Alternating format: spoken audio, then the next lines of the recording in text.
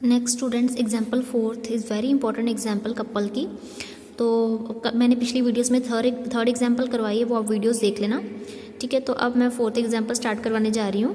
Forces P, 2P, 3P, 4P act along the sides AB, BC, CD, AD of square. यानी square हम draw करेंगे जैसे AB, BC, CD, DA।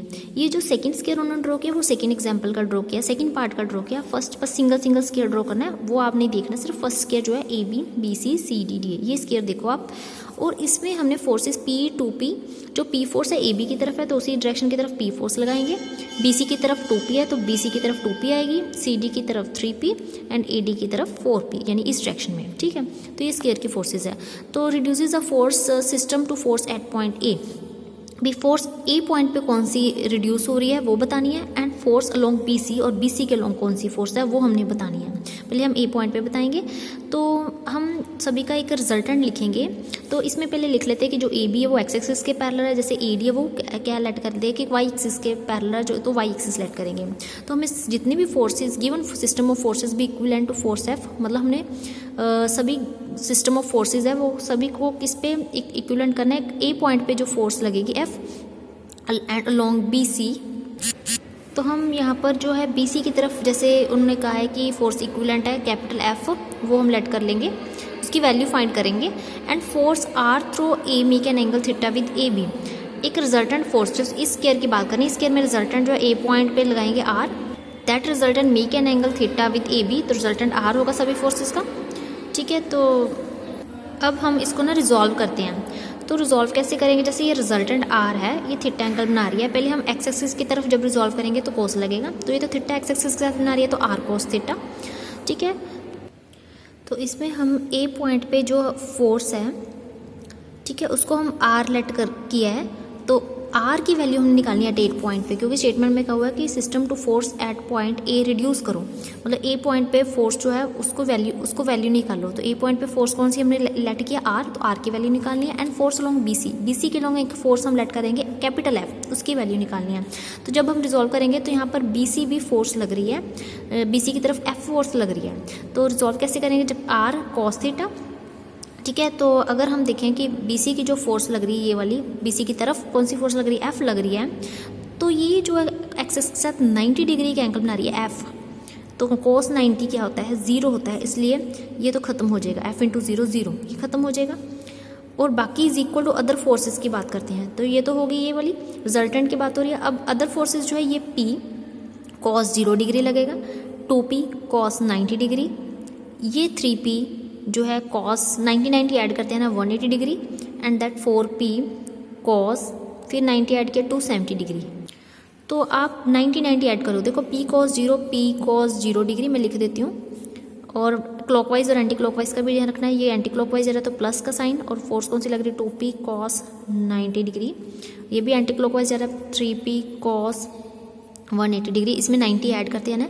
And 4P जो है opposite direction में जा रहा है, मेरे क्लॉकवाइज जा रहा है, तो यहाँ पर माइनस का साइन लगेगा और 270 डिग्री। देखो ये cos 90 तो 0 होता है, cos 270 भी 0 होता है, बिकॉज cos 270 को लिखेंगे 180 प्लस 90। तो cos 180 प्लस थीटा क्या होता है, माइनस cos थीटा, और 90 cos 90 की वैल्यू कहती है 0, तो ये भी खत्म हो जाएगा, सिर्फ बचेगा P cos 0 और 3P cos 180, और cos 180 की वैल्यू -1 होती है, तो P माइनस 3P बचेगा, यानी -2P आ जाएगा। अगर हम cos की जगह साइन की तरफ जब रिजॉल्व करते हैं, तो यहाँ पर जो F फोर्स जो इसके BC के पैरेलल है, वहाँ पर साइन 90 लगेगा, बिकॉज जो BC है वो 90 डिग्री का यहाँ एंगल बनाएगी, तो साइन 90 जो है कितना होता है 1 होता है, इसलिए यहाँ पर F आएगा। मतलब एंगल वही रहने जो ऊपर लिखे हैं, जो ऊपर सारे एंगल लिखे हैं वही नीचे ही लिख रहे हैं, सेम एंगल। तो 2P की अगर हम बात करें हम यहाँ पर कि P साइन 0 आ जाएगा, 2P साइन 90 आ जाएगा, 3P साइन 180 आ जाएगा, 4P साइन 270 आ जाएगा। 90 साइन में भी ऐड करने हैं, तो इसमें यही साइन बचेगा, तो ये आ गया, ठीक है। तो अब हम मोमेंट्स निकालते हैं अबाउट ए, क्योंकि हमने कैपिटल F की वैल्यू निकालनी है। तो ए के अबाउट अगर हम मूवमेंट निकालते हैं, तो ए के अबाउट जो है किस किस की मूवमेंट 0 होगी, जो ए में से पास करे। एक तो P फोर्स पास करे, इसकी मूवमेंट 0 होगी, 4P पास करे, इसकी मूवमेंट 0 होगी, R पास हो रहा है, इसकी मूवमेंट 0 होगी। कौन सी रह गई, एक 2P रह गया, एक 3P रह गया, और एक F फोर्स रह गई जो BC के पैरेलल थी, जो हमने F लेट की थी, वो इक्वल टू में लिखेंगे, ठीक है। तो पहले हम 2P की बात करते हैं। देखो जब 2P है, ये फोर्स है, परपेंडिकुलर डिस्टेंस अबाउट ए, हम ये वाला ये फोर्स ये वाई एक्सिस है, तो परपेंडिकुलर डिस्टेंस क्या होगा, एक्स एक्सिस की होगा, ए से में से पास होता होगा। तो हम साइड जो है स्क्वायर की ईच साइड क्या होती है, स्मॉल ए लेट कर लेते हैं, सभी की स्क्वायर की साइड क्या ए है, तो ए बी की वैल्यू भी ए होगी, तो परपेंडिकुलर डिस्टेंस कितना होगा, ए। तो अगर 3p की बात करें तो परपेंडिकुलर डिस्टेंस ये होगा, अगर हॉरिजॉन्टल है फोर्स तो वर्टिकल परपेंडिकुलर डिस्टेंस होगा, तो वो भी ए होगा। इज इक्वल टू, अगर हम यहाँ फोर्स की बात कर रहे हैं तो यहाँ पर भी फोर्स है तो परपेंडिकुलर डिस्टेंस ए होगा। तो यहाँ सॉल्व करते हैं, तो ए कॉमन निकल रहा है, ए में से ए कट हो जाएगा, जब ए कॉमन निकलेगा तो 2p + 3p 5p, यानी फोर्स एफ कितना आ गया, 5p। यानी यही हमने पहले फाइंड करनी थी, जो फोर्स लॉन्ग बीसी जो हम एफ लेट किया था वो कितनी आ गई, 5p आ गई बीसी के लॉन्ग। अब हम एक चीज़ रहेगी फाइंड करने की, आर की वैल्यू रहेगी, क्योंकि जो ए पॉइंट पे जो फोर्स थी वो क्या होगी, ए पॉइंट पे आर थी, तो आर की वैल्यू कैसे निकालेंगे। ये दो इक्वेशन तो आ गई हमारी ऊपर, आर cos थीटा आ गया -2p और R sin theta plus F कितना आ गया, 6p। हम एफ की वैल्यू यहाँ 5p यहाँ पुट करेंगे, 5p पुट की तो 6p - 5p आ गया। तो आर cos थीटा और आर sin थीटा क्या होगा, यहाँ पर जो है स्क्वेयरिंग एंड एडिंग कर देंगे, जैसे R square cos square theta, ये फर्स्ट और सेकंड को स्क्वेयरिंग एंड एडिंग कर दे, R square sine square theta is equal to 4p square plus p square. यहाँ से आर स्क्वायर कॉमन निकल गया, sine square plus cos square 1 होता है, तो स्क्वायर उधर के आर का स्क्वायर उधर के रूट बन जाएगा, तो ये आ जाएगा √5p आ जाएगा। टेन थीटा में हम दोनों को डिवाइड कर देंगे, sine by cos tan, R से आर कट हो गया, और p और -2p को डिवाइड किया, -1/2, थीटा कितना आ गया, tan इनवर्स -1/2। अब ये देखो कि हमारे पास जो साइन थीटा और कॉस थीटा है, कॉस थीटा जो है नेगेटिव, साइन थीटा पॉजिटिव, कैसे पता लगेगा, क्योंकि हम जब कॉस थीटा की यहाँ से वैल्यू निकालेंगे तो कॉस थीटा जो आएगा वहाँ से -2p/r आ जाएगा। तो यहाँ से -2p, आर की वैल्यू हम पुट करेंगे, आर की वैल्यू √5p थी, तो √5p, p से p कट हो गया, √5 है, यानी नेगेटिव है कॉस थीटा की वैल्यू नेगेटिव है। ऐसे साइन थीटा हम चेक करेंगे, साइन थीटा पॉजिटिव होगा। तो क्वाड्रेंट कौन सा होगा जिसमें कॉस थीटा नेगेटिव और साइन थीटा पॉजिटिव है, that quadrant is second quadrant. तो सेकंड क्वाड्रेंट में लाई कर रही है ये वैल्यू थीटा की। तो हमारे पास जो सिस्टम जो इक्विवेलेंट टू फोर्सेज आई है, जो आर की वैल्यू आई है वो क्या आई है, √5p, और आर पॉइंट किस पॉइंट, आर फोर्स किस पॉइंट पे थी, ए पॉइंट पे थी, तो ए पॉइंट पे जो फोर्स है उसकी वैल्यू निकालनी थी, तो आर की वैल्यू आ गई, और एंगल कितना आ गया, मेकिंग एन एंगल कितना बना रही थी, tan इनवर्स -1/2, जो थीटा ये एंगल था ये वैल्यू निकाल दी। एंड जो फोर्स लॉन्ग बीसी है वो हमारी एफ थी, वो 5p है, तो वो बीसी के लॉन्ग जो फोर्स है एफ है। तो ये आंसर आ गया, यही हमने निकालने थे। तो आप ये सेकंड, मैंने फर्स्ट पार्ट करवा दिया, सिमिलरली आप सेकंड पार्ट इसका ट्राई करना, ठीक है। तो वैसे ही करना है, इस पर भी ए पॉइंट पे ही निकालनी है फोर्स, एंड वैसे ही सेम सॉल्व करना है, सेकंड पार्ट को भी रिजॉल्व करना है, आर cos थीटा और आर sin थीटा में मूवमेंट्स लेनी है, वैसे ए पॉइंट पे रिजल्टेंट निकालना है, tan थीटा निकालना, जैसे पीछे निकाला है, तो सेम वैसे ही सॉल्व करके देखना आप।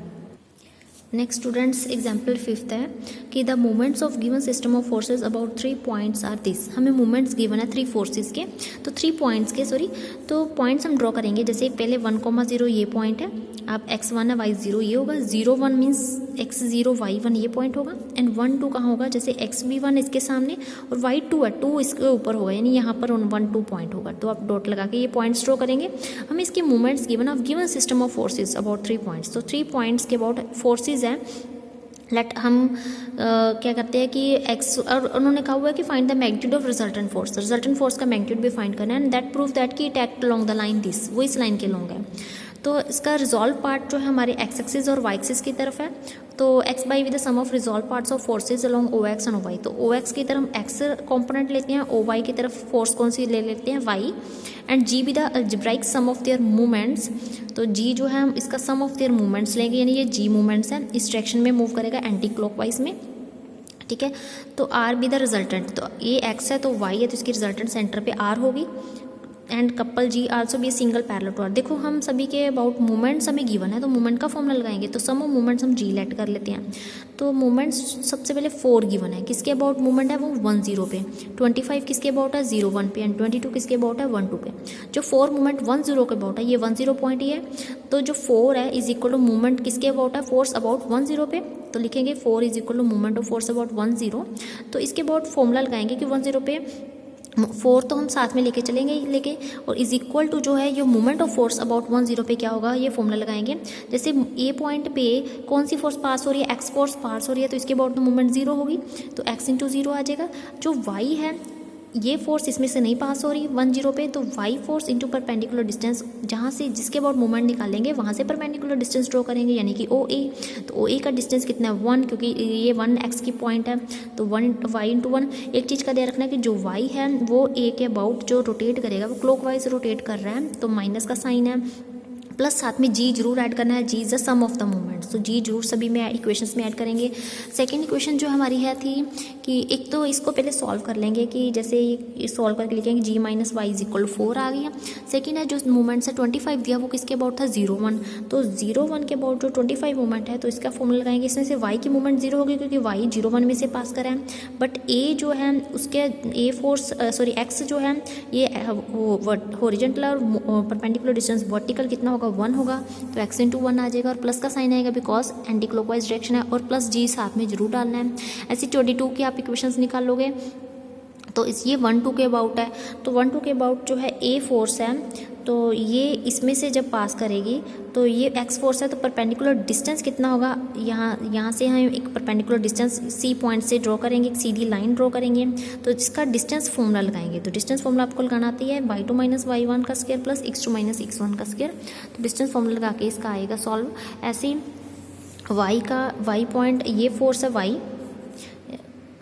सॉरी आप यहाँ डिस्टेंस फॉर्मूला नहीं, आप तो यहाँ तो सॉरी परपेंडिकुलर डिस्टेंस जब ड्रॉ करेंगे तो हम कहाँ मर्जी ड्रॉ कर सकते हैं, तो आप ये देख लो कि परपेंडिकुलर डिस्टेंस ये किसके पैरेलल है, ये जो है वाई के पैरेलल है, तो जितना इतना डिस्टेंस होगा उतना ही इतना होगा, तो ये वाई का पॉइंट देख लो कितने हैं 2 है। अगर एक्स फोर्स की बात कर रहे हैं तो यहाँ पर x इंटू 2 आ जाएगा, और ये अगर y फोर्स की बात करिए परपेंडिकुलर डिस्टेंस, देखो ये वाला डिस्टेंस जो है बिल्कुल x एक्सिस के पैरेलल है, तो ये डिस्टेंस x का पॉइंट कितना है 1 है, तो परपेंडिकुलर डिस्टेंस 1 होगा क्योंकि x का पॉइंट देखना है 1 है। तो क्लॉकवाइज एंटी क्लॉकवाइज डायरेक्शन भी देख लेना और साथ में g ऐड कर देना, तो इक्वेशंस आ गई। अच्छा हमारे पास 3 इक्वेशंस आ गई 1 2 3, तो हम पहले इन दोनों को सब्ट्रैक्ट करके g खत्म कर देंगे, फिर इन दोनों को सब्ट्रैक्ट करके g खत्म कर देंगे, तो ये लिखा हुआ है subtract first from second, subtract second from third, तो ये 2 इक्वेशन आ जाएंगे, g खत्म हो जाएगा। इन दोनों को कैसे सॉल्व करेंगे, ऐड कर देंगे, y खत्म हो जाएगा, x प्लस x कितना होगा 2x, 21 माइनस 3 कितना होगा 18, यहाँ से x की वैल्यू आ गई, ये x की वैल्यू किसी में भी पुट कर दो y निकल जाएगा, तो xy की वैल्यू इन यहाँ पर किसी में भी पुट कर दो g निकल जाएगा, हमने y की वैल्यू अगर हम यहाँ रख दें g निकल जाएगा, तो जी भी आ गया। हमने रिजल्टेंट जो आर निकालना उसका फॉर्मूला होता है root of X square plus Y square, X और वाई का स्क्वायर कर देंगे रिजल्टेंट आ जाएगा। तो हमारे पास क्या था कि हमने magnitude of resultant force find करनी थी, तो आर की वैल्यू भी निकल जाएगी। सेकेंड हमने ये प्रूव करना है कि that it acts along the line, इस लाइन के अलोंग है, तो हमारे पास एक फॉर्मूला होता है लाइन ऑफ एक्शन का, क्या था x into Y minus Y into capital X is equal to G. तो यहाँ पर कैपिटल वाई और कैपिटल एक्स की वैल्यू पुट करेंगे, ऊपर निकाली हुई कैपिटल एक्स की 9 है, कैपिटल वाई की कितनी थी 12, तो ये पुट करेंगे ना स्मॉल एक्स स्मॉल वाई चलेगा, और जी की वैल्यू हमने निकाली हुई, जी इज वैल्यू देखो ये लिखी 16, तो ये प्रूव करना था, ये भी प्रूव हो गया, देखो 12x minus 9y is equal 16, ये प्रूव हो गया इस लाइन के थ्रू, ठीक है, तो ये आंसर आ गया।